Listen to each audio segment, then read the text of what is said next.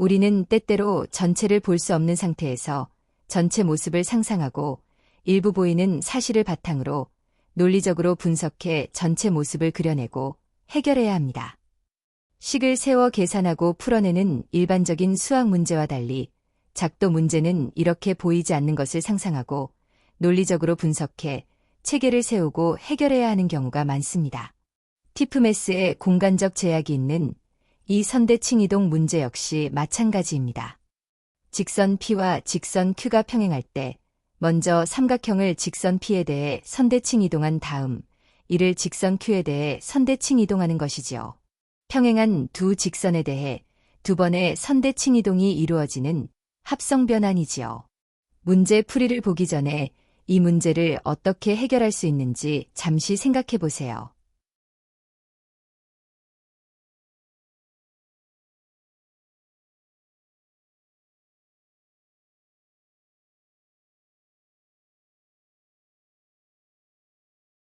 문제에서 요구하는 대로 먼저 삼각형의 꼭지점 하나를 직선 P에 대해 선대칭 이동을 하기 위해 꼭지점을 지나는 수선을 그리고 직선 P와 수선의 교점을 중심으로 원을 그렸더니 주어진 공간 밖으로 벗어납니다. 직선 P에 대해 선대칭 이동한 삼각형을 그릴 수 없다는 것이지요. 이제 우리는 직선 P에 선대칭 이동한 다음 직선 Q에 대해 선대칭 이동한 삼각형을 상상력과 직관, 일부 사실에 기초한 논리적 분석에 기반해 그려야 합니다.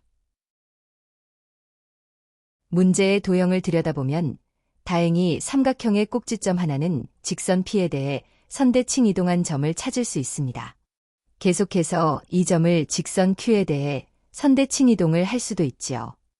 이렇게 문제에서 요구하는 대로 삼각형의 꼭지점 하나를 직선 P와 직선 Q에 대해 연속해서 선대칭 이동한 점을 찾았으니 이 데이터를 바탕으로 생각을 정리하고 확장해야 할 것입니다. 여기서 잠시 삼각형을 평행한 두 직선에 연속해서 선대칭 이동을 하면 어떻게 되는지 생각해봐요. 삼각형을 직선 P에 대해 선대칭 이동을 하면 직선 P를 축으로 삼각형이 뒤집어지며 좌우가 바뀔 것입니다. 이 삼각형을 다시 직선 Q에 대해 선대칭 이동을 하면 삼각형이 다시 뒤집어지며 좌우가 바뀌고 원래 모습으로 돌아오겠지요. 이는 꼭지점 하나를 직선 P와 직선 Q에 대해 연속해서 선대칭 이동한 점을 찾은 상태에서 문제를 해결하는 중요한 열쇠가 됩니다.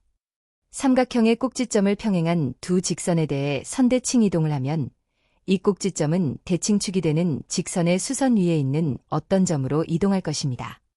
따라서 우리는 직선 P와 직선 Q에 대해 연속해서 선대칭 이동한 삼각형의 다른 꼭지점은 꼭지점을 지나는 직선 P의 수선을 그리고 컴퍼스를 이용해 주어진 삼각형의 변과 같은 방향으로 거리가 같은 점을 찾아서 발견할 수 있습니다. 이제 세 꼭지점을 연결한 삼각형을 그리면 목표가 되는 삼각형이 됩니다. 완성된 도형에서 꼭지점의 이동을 추적하게 되면 꽤 흥미로운 사실을 발견할 수 있습니다. 꼭지점을 직선 P에 대해 선대칭 이동을 한 점은 직선 P에서 꼭지점과 같은 거리에 있게 됩니다. 이 점을 직선 Q에 대해 선대칭 이동을 하면 이 점은 직선 Q에서 두 직선 사이의 거리와 직선 P에서 꼭지점 사이의 거리를 더한 것과 같은 거리만큼 떨어져 있습니다.